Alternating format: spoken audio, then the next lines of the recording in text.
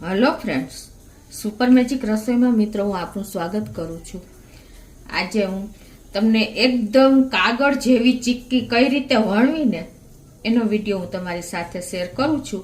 મિત્રો most of આપણે તલની ચીક્કી જ્યારે બનાવીએ ને ત્યારે વણવામાં જ પ્રોબ્લેમ થાય છે અને એકદમ પાતળી ચીક્કી નથી બનતી। તો આજે એ ટ્રીક હું તમારી સાથે શેર કરું છું। તો તમને ચોક્કસ આ વિડીયો ગમશે, ગમે તો લાઈક કરજો, શેર કરજો અને સબસ્ક્રાઇબ કરવાનું તો ભૂલતા જ નહીં। અને મિત્રો બાજુમાં રહેલું બેલ આઇકનને પણ પ્રેસ કરજો, જેથી કરીને લેટેસ્ટ વિડીયોની માહિતી તમને મળતી રહે। તો અત્યારે મેં જોઈ આ 1 કપ તલ લીધા છે, સફેદ તલ ને 1 કપ આપણે ગોળ લેશું અને ચમચી જેવું ઘી કે તેલ કાંઈ પણ લેશું અને ચપટી સોડા લેશું। તો બનાવવાનું ચાલુ કરીએ। તો મિત્રો હું તમને આમાં ખાસ બધી ટ્રીક સાથે જ શેર કરીશ, પણ જ્યારે તમે તલની ચીક્કી બનાવો ને ત્યારે તલને હંમેશા શેકી લેવાના, એટલે એકદમ ક્રન્ચી તલ થઈ જશે। અત્યારે તમે એનો ટેસ્ટ કરશો ને તો સાવ અલગ જ ટેસ્ટ આવશે, પણ તમે જ્યારે એને શેકીને ઉપયોગ કરશો ને ત્યારે એકદમ સરસ તલ બને છે।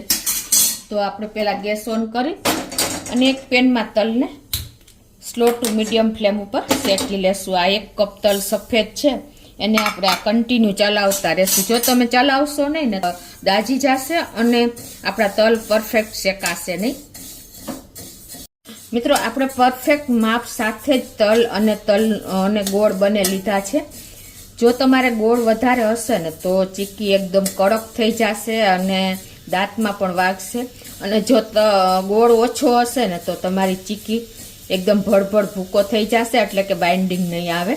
એટલે પરફેક્ટ મેજરમેન્ટ સાથે જ હું તમને આ વિડીયો શેર કરું છું।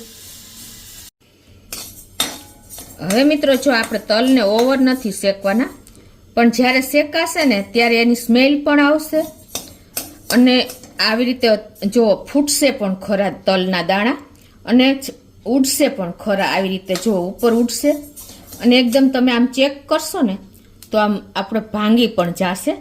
એટલા ક્રન્ચી આપણે થોડાક કરવાના છે અને થોડોક એનો કલર ચેન્જ થઈ જશે। તો આપણા તલ પણ શેકાઈ ગયા છે, તો એને પ્લેટમાં લઈ લઈએ। હવે આ જ પેન ગરમ છે ને એમાં જ આપણે આ જે મેં દેશી ગોળ લીધો છે અત્યારે એને નાખી દેશું।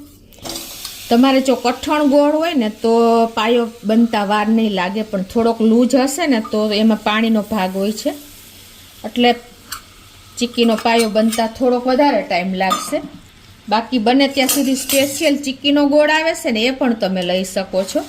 અને હવે આમાં આપણે આ ઢીલો જ ગોળ છે એટલે અત્યારે હું પાણી નથી નાખતી। તમારે જો થોડોક કઠણ હોય ને તો પાણી નાખી દેવું 1 ચમચી, ત્યારે તમે તેલ કે ઘી કોઈ પણ 1 ચમચી નાખી દેવાનું છે। અને હવે એને આપણે કન્ટિન્યુ સ્લો ફ્લેમ ઉપર આ રીતે હલાવતા રહેશું।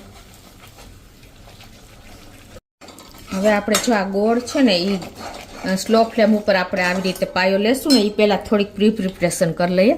તો ગોળનો પાયો કરવા માટે એક આપણે ઠંડુ પાણી લેવાનું છે। તો નોર્મલ પાણીમાં આપણે આ રીતે ઠંડુ પાણી ન હોય ને તો 2 ક્યુબ આપણે આઈસના નાખી દેશું। અને હવે આપણે ચીક્કી જેમાં પાથરવી હોય ને ત્યાં આપણે સેજ ગ્રીસ કરી લેશું તેલથી, એટલે આવી થોડીક પ્રિપરેશન તમે કરી રાખશો ને તો આપણે પાયો આવ્યા પછી કોઈ ટાઈમ નહીં લાગે। અત્યારે હું પ્લેટફોર્મ ઉપર આપણે વધારે ઈઝી પડશે, તો હું પ્લેટફોર્મ ઉપર જ આ રીતે ઓઇલ લગાવી દઉં છું। અને એ જ રીતે આપણે જે વેલણથી વણવાની હોય ને એને પણ આપણે આ રીતે ઓઇલ કરી લેશું, એટલે ચીપકે નહીં આપણી ચીક્કી। હવે જો આપણે સ્લો ફ્લેમ ઉપર બબલ્સ પણ ગોળમાં આવી ગયા છે, તો હવે આપણે થોડુંક આ જે ઠંડુ પાણી લીધું છે ને તમને પાયો આવ્યો છે કે કેમ એ ખ્યાલ ન આવે ને તો આ રીતે તમારે ચેક કરી લેવાનું કે 2 થી 3 ડ્રોપ્સ આ રીતે તમે પાણીમાં નાખશો ને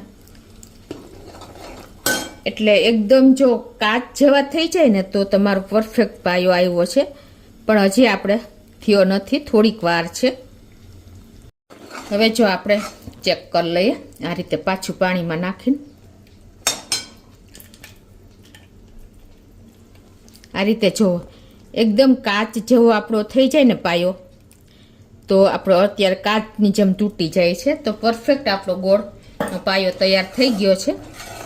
અને હવે આપણે જો દેશી ગોળ છે ને તો કલર એકદમ કાળો થઈ જાય, તો બહાર માર્કેટ જેવો કલર લેવો હોય ને તો એમાં આપણે પિંચ જેટલા સોડા નાખી દેવાના। અને એને આપણે આ રીતે મિક્સ કરી લેવાના, એટલે આપણા ગોળનો છે ને કલર જો એકદમ સરસ ચેન્જ થઈ જશે. તમને ખ્યાલ આવી જ ગયો હશે. હવે આપણો પાયો પરફેક્ટ આવી જ ગયો છે. તો હવે આપણે આમાં આ તલ જે લીધા છે ને એ નાખી દેશું અને ગેસની ફ્લેમ આપણે બંધ કરી દેશું. તો આ રીતે જુઓ, આપણે તમે ઓછો ગોળ નાખવો હોય તો પણ નાખી શકો છો. તમારા ટેસ્ટ એકોર્ડિંગ થોડો ઘણો વધઘટ કરી શકો છો. પણ મેં તમને વાત કરી એમ, તમારે વધારે ગોળ હશે તો તમારી ચીક્કી એકદમ કડક થઈ જશે, અને ઓછો ગોળ હશે તો તમારે બાઇન્ડિંગ નહીં આવે. એટલે પરફેક્શન જરૂરી છે માપ સાઈઝ લઈને. હવે આપણે જે અહીંયા તેલ લગાવ્યું છે ને ત્યાં જ આપણે આને પાયો જે ચીક્કી કરીને એ નાખી દેશું.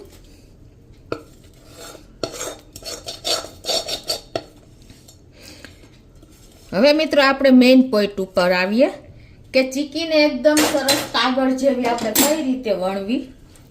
તો આ રીતે તમારે આ પ્રોસિજરમાં થોડીક ઝડપ રાખવાની છે, કેમ કે નહીતર તમારો પાયો જે આપણે ચીક્કી બનાવી છે ને એ સુકાઈ જશે. હવે તમારે 2 હાથમાં સેજ તેલવાળો કરી લેવાનો છે, 2 હાથ, અને પછી તમારે એને આ રીતે થાબડી લેવાની છે. સેજ તમને ગરમ લાગે પણ થોડુંક કેર કરીને કામ કરશો ને તો કોઈ ટાઈમ નહીં લાગે. હવે તમારે આને વણી લેવાની છે આવી રીતે થાબડી.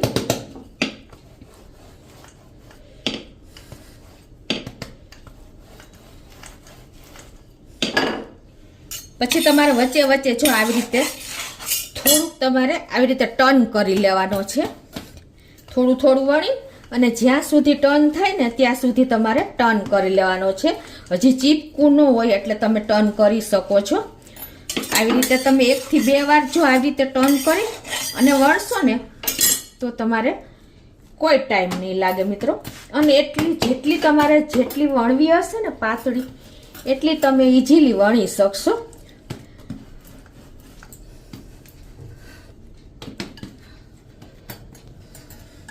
તમારે જે શેપ આપવો હોય અત્યારે તમે પરફેક્ટ કરશો ને તો પણ તમને કોઈ પ્રોબ્લેમ નહીં આવે.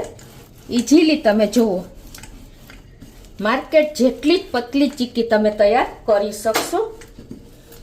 1-2 વાર તમે જ્યારે હજી કાચો પાયો હોય, સુકાણી ન હોય ને, ત્યાં તમારે તવીથેથી ટર્ન કરી લેવાની. હજી એક વખત તમે ટર્ન કરી શકો છો આવી રીતે. એટલે તમે કાગળ જેટલી પતલી ચીક્કી તમે ઇઝીલી માર્કેટને ટક્કર મારે ને એટલી સરસ પતલી ચીક્કી તમે વણી શકશો. આજ મારો આપણો એમ હતો કે પતલી ચીક્કી આપણે ઘરે કરીએ છીએ ને તો વણાતી નથી મિત્રો. જે બિગનર્સ છે, જેને ફાવતી નથી, જુઓ મિત્રો આપણે એકદમ સરસ. જો હવે તમારે કોઈ ટેન્શન નથી, તમે ટર્ન કરીને હજી ગરમ છે ને ત્યાં સુધી તમે વણી શકશો. આવી રીતે તમે 2 થી 3 વાર તવીથેથી ઉઠલાવીને વણશો ને તો તમે ધારો એટલી ચીક્કી પતલી કરી શકશો મિત્રો. તો મિત્રો આ ટ્રીક તમે અજમાવશો ને જે મેં તમને બતાવી, તો જ તમે પતલી ચીક્કી વણી શકશો. જે બિગનર્સ છે, જેને ફાવતી નથી, જો કેટલી પતલી થઈ છે ને તમને પણ ખ્યાલ આવી જશે છે ને મિત્રો. હવે મિત્રો તમારે આને શેપ આપવું હોય ને તો આ રીતે તમે ચપ્પેથી આપી શકો છો. જો કાચ સેજ લૂજ હોય ને ત્યારે પણ તમે આ રીતે કટિંગ કરી શકો છો. પણ અત્યારે તો આપણે આ સુકાઈ ગઈ છે તો પણ થઈ જશે. જો આવી રીતે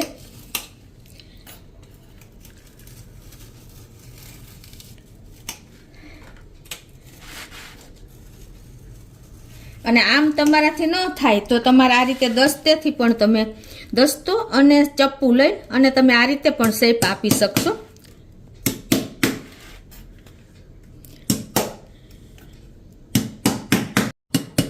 તો આ રીતે જો આપણે બધા પીસ કરી લીધા છે. જો મિત્રો માર્કેટની ચીક્કીને ટક્કર મારે ને એવા આપણા પીસ તૈયાર થયા છે. જો છે ને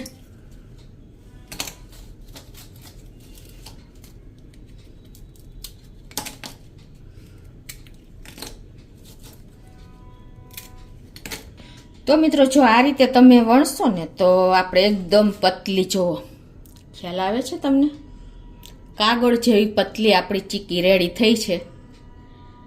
જે બિગનર્સ હશે ને એને પણ આ ટ્રીકથી અજમાવશે ને તો હાઈ ક્લાસ ચીક્કી તમારે ઘરે તૈયાર થઈ શકશે. તમને ખ્યાલ પણ નહીં આવે કે આ ઘરે બનાવેલી છે. તો ચોક્કસ મિત્રો તમને અત્યારે સંક્રાંત ઉપર આ ચીક્કીનો વિડીયો ઉપયોગી થશે. ગમે તો લાઈક કરજો, શેર કરજો અને સબસ્ક્રાઈબ કરવાનું તો ભૂલતા જ નહીં.